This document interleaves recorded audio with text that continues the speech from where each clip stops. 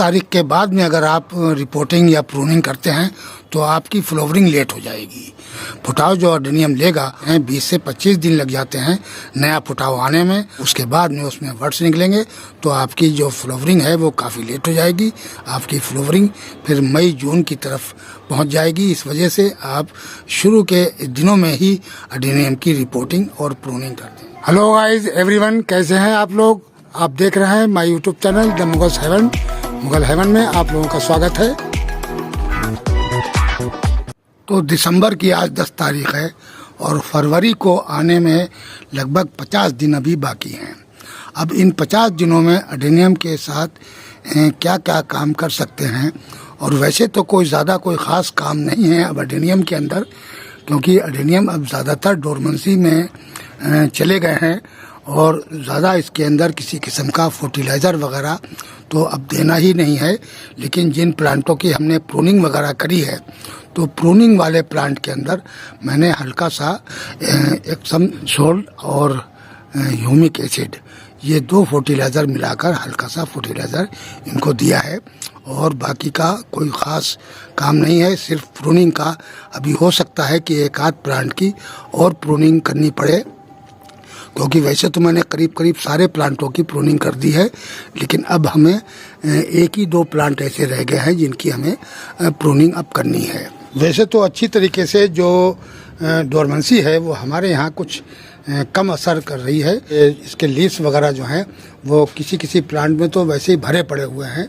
ये देखिए नीला केन के अंदर कितने ज़बरदस्त किस्म के लीव्स मौजूद हैं और अच्छी ग्रोथ कर रहा है। और ये देखिए सारे लीव्स मौजूद हैं और वर्ड्स भी आ रहे हैं। तो बस ये देखिए फ्लावरिंग भी हो रही है कुछ प्लांटों के अंदर। अब ये देखिए ये फूल कुछ ख़राब होने लगे हैं और इनके वर्ड्स जो हैं वो नीचे को झुकने लगे हैं।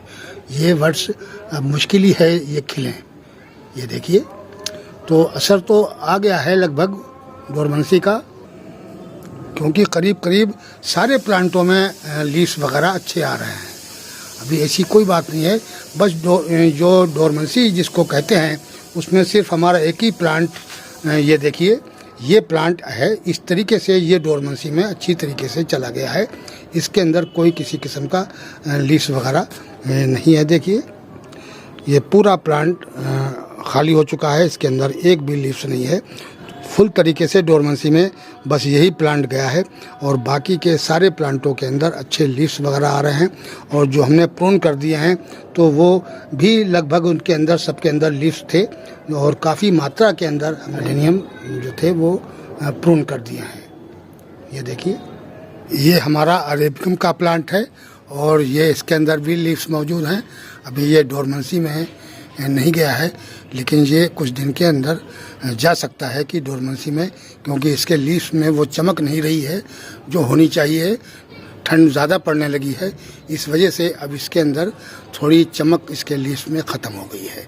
तो ये भी डोरमेंसी में चला जाएगा, इसके भी सारे लीव्स गिर जाएंगे। और इसके अंदर हम पानी वगैरह बहुत कम देते हैं कभी कभी बाई चांस, क्योंकि मैंने इसको लगभग हमारे ख्याल हो गए होंगे 15 दिन से कोई पानी वगैरह नहीं दिया है। लेकिन ये ग्रोथ सही कर रहा है और इसके लीव्स भी मौजूद हैं।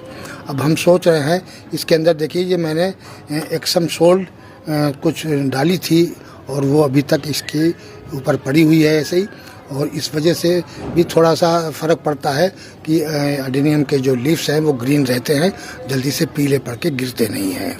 अब ये हमारा सीड पॉट भी बिल्कुल तैयारी पे है। ये किस दिन पक जाए कुछ पता नहीं है। इसके अंदर ये देखिए जो बीच की लाइन है, ये लाइन जब रेड रंग की जो लाइन आपको दिख रही है, जब ये लाइन पड़ जाती है तब ये समझ लीजिए कि अब सीड पकने वाला है। लेकिन अभी ना ही पके तो ये बेहतर है, क्योंकि इस टाइम पर सीड अडेनियम के ग्रो नहीं कर सकते हैं। अगर ये 15 जनवरी तक भी रुक जाता है और 15 जनवरी को अगर ये फटता है तो इसके सीड कलेक्ट करके हम 15 जनवरी को भी ग्रो कर सकते हैं। और क्योंकि 8-10 दिन के बाद जो है वो सीड निकलते हैं, तो 8-10 दिन तो वैसे ही ले लेगा, थोड़ा 10 दिन में 12 दिन में निकल जाएंगे, कोई ऐसी बात नहीं है। तो 8-10 दिन निकाल के भी अगर ग्रो होते हैं तो कोई नहीं, जब तक धीरे धीरे करके फरवरी लग जाएगी और फरवरी में ये अच्छी तरीके से हेल्दी सीड हो जाएंगे और बेहतरीन किस्म की ग्रोथ पकड़ लेंगे ये।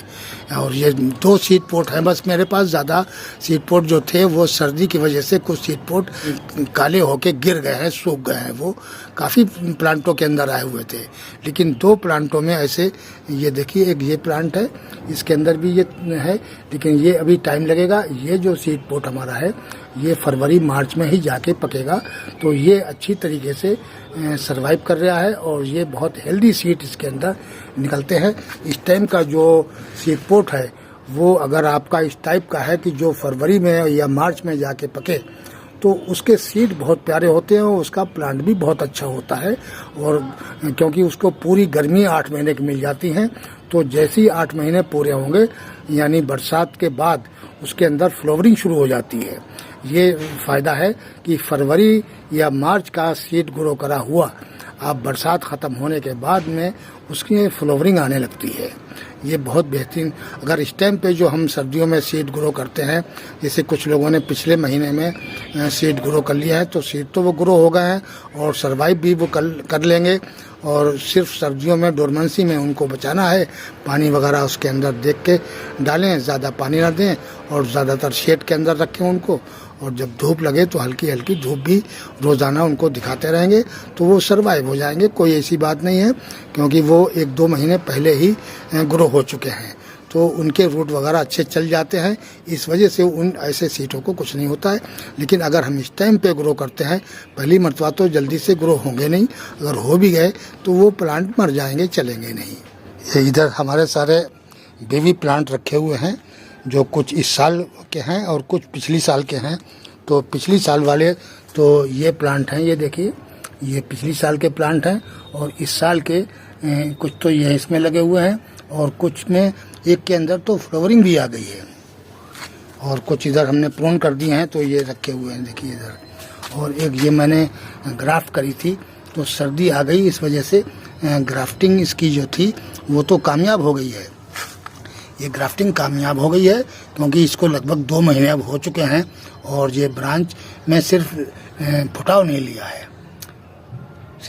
लिया है, लेकिन हमारी ये सक्सेसफुल हो गई है। ये 2 ऐसी ग्राफ्ट हैं जिसके अंदर जो कामयाब हो चुकी हैं, लेकिन अब ये फरवरी के अंदर ही ये फुटाव लेंगी। लेकिन ये ब्रांच जो है वो सक्सेसफुल है और कोई ऐसी बात नहीं है। ये बेहतरीन किस्म की ब्रांच है। अभी तक इसके अंदर कोई किसी किस्म, अगर ये सक्सेसफुल ना होती तो ये अब तक गल जाती या सिकुड़ जाती, सूख जाती। तो अगर अभी तक बिल्कुल नेचुरल है तो इसके मतलब ये सक्सेसफुल है और ये फुटाव ले लेगी। और बहुत ही अच्छे कलर का इसके अंदर हमने ये ब्रांच बांधी है, बहुत प्यारा फूल है इसका। तो साथियों, अब बात करते हैं एडेनियम की केयर के बारे में। तो इस टाइम पर एडेनियम के अंदर पानी बहुत कम कर दें, लगभग 15 दिन के अंतराल ही पानी दें। इसके अंदर पानी की मिकदार बहुत कम करें।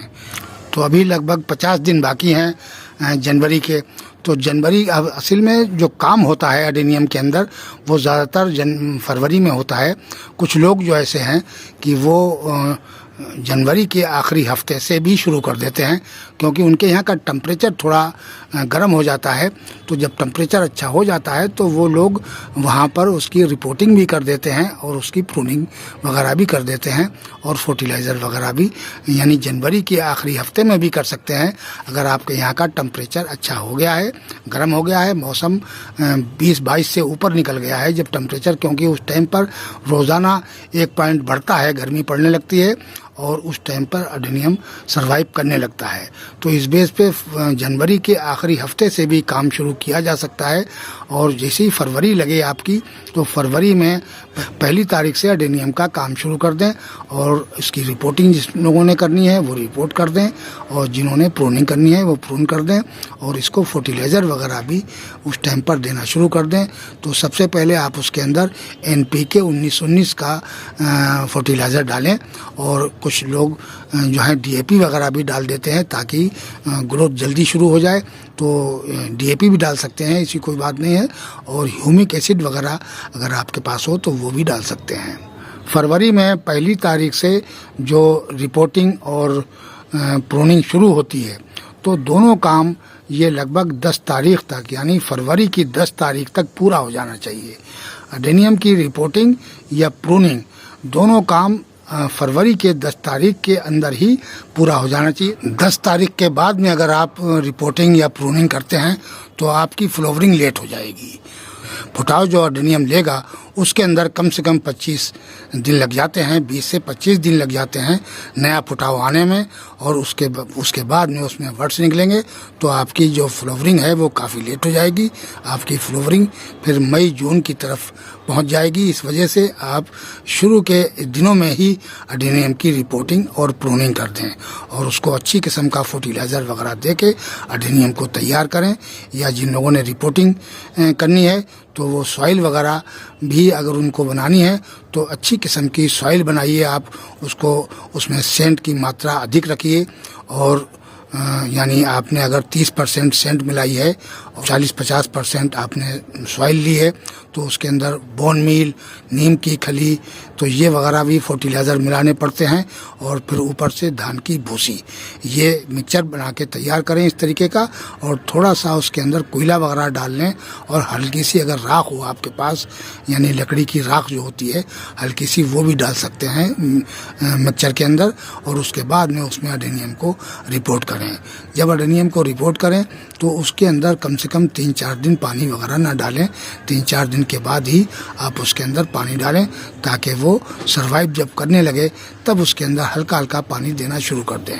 तो अब इस टाइम पे क्या करना है कि इस टाइम पर जो अगर आपके यहाँ पाला वगैरह गिर रहा है या कोहरा पड़ रहा है या बारिश के अंदाज़ा है तो आप अडेनियम को शेड के अंदर उठा के रख दें, क्योंकि रात को ओस वगैरह पड़ रही है, उससे अडेनियम के गलने के चांस बन जाएंगे। इस वजह से आप उसकी सेफ्टी रखें।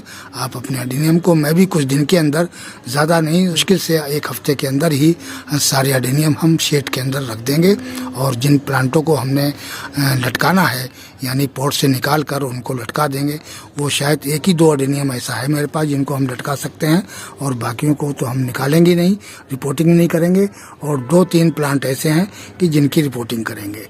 तो टोटल ज़्यादा से ज़्यादा 5 प्लांट ऐसे होंगे जिनकी हम रिपोर्टिंग मुझे फरवरी में करनी पड़ेगी। और कुछ प्लांट की प्रूनिंग जो नहीं करी है उनकी हमने ग्राफ्टिंग करनी है, इस वजह से उड़ा हुआ है, तो उनकी हमने ग्राफ्टिंग के लिए उनकी ब्रांचें चाहिए, तो इस वजह से हमने उनकी प्रूनिंग नहीं करी है। क्योंकि ब्रांचें जब हम निकालेंगे फरवरी में, तो यानी ब्रांचें जब हम उनकी निकालेंगे तो हम उसकी ग्राफ्टिंग करेंगे, और वो प्लांट जो है वो अपने आप ही उस टाइम पे प्रून हो जाएंगे। उसके बाद जो फुटाव आएगा वो लगभग 20-25 दिन ले लेगा, और उसके बाद में कहीं जब ब्रांचें थोड़ी लंबी होंगी तब उसके अंदर वर्ड्स आएंगे, और फिर वो मई जून की तरफ जाके फ्लावरिंग करता है। क्योंकि जब अडेनियम अगर हम पहले हफ्ते में फरवरी के ही अगर हम इसकी ब्रांचें काट लेते हैं तो वो थोड़ी सी हो सकता है उस टाइम पे ठंड पड़ रही हो, तो हम थोड़ा सा 1 हफ्ता निकाल देंगे। 1 हफ्ता निकालने के बाद में हम उसकी कटिंग करेंगे और उसमें अपने नए प्लांटों के अंदर उसको ग्राफ्ट कर देंगे। तो उस टाइम पर जो टेम्परेचर है वो लगभग 22 से ऊपर होगा, 22 हो जाए, 25 हो जाए, तो इस तरीके का टेम्परेचर होगा, तो बहुत जल्दी ग्राफ्ट उस टाइम पे कामयाब हो जाएगी। तो उस टाइम की जो ब्रांच ग्राफ्टिंग है वो भी बहुत जल्दी ही फ्लावरिंग करने लगती है। यानी आपको जैसे ही उसके अंदर से फुटाव आएगा और ब्रांच सक्सेसफुल होगी तो उसके कुछ ही दिन के बाद ही उसके अंदर वर्ड्स वगैरह आने लगते हैं और फूल खिलने लगते हैं। तो बहुत ही अच्छा, हम जो ग्राफ्ट करते हैं ज़्यादातर वी ग्राफ्ट करते हैं, तो उसकी जो टिप्स की ब्रांच है वो बहुत जल्दी फ्लावरिंग करती है। और अगर हम टैबलेट ग्राफ्ट करेंगे तो उसके फुटाव लेने में और उसके अंदर से वर्ड्स वगैरह आने में बहुत टाइम लगता है। तो इस वजह से टिप्स का जो 3 इंच की करीब 3 इंच की ब्रांच ले लीजिए आप, यानी 3 इंच की ब्रांच ले लीजिए टिप्स की, और उसको ग्राफ्ट कर देंगे तो वो जल्दी सक्सेसफुल भी होती वी ग्राफ्ट, और उसके अंदर फ्लावरिंग भी बहुत जल्दी आ जाती है। तो साथियों, इस टाइम पर बस सिर्फ पानी का ध्यान रखें आप, और ओस और पाले का ध्यान रखिए, अडेनियम को सेफ रखिए अपने। अगर आपके पास धूप अच्छी नहीं निकल रही है तो आप अपने एडेनियम को शेड के अंदर रख दें। शेड के अंदर भी बहुत अच्छा रखा रहता है और उसके वहाँ पानी की भी ज़्यादा मिकदार नहीं चाहिए होती है एडेनियम को, इस वजह से आप उसको शेड के अंदर रखते हैं। और मुस्तकिल ये कम से कम 1.5 महीना निकालना है मुझे, और 1.5 महीने के बाद से ही एडेनियम में काम शुरू हो जाता है। तो साथियों, आज का वीडियो इतना ही। मिलते हैं अगले वीडियो में नए टॉपिक और नए कंटेंट के साथ। अगर हमारा वीडियो अच्छा लगे तो प्लीज़ लाइक कीजिए, शेयर कीजिए और सब्सक्राइब कीजिए। शुक्रिया, धन्यवाद।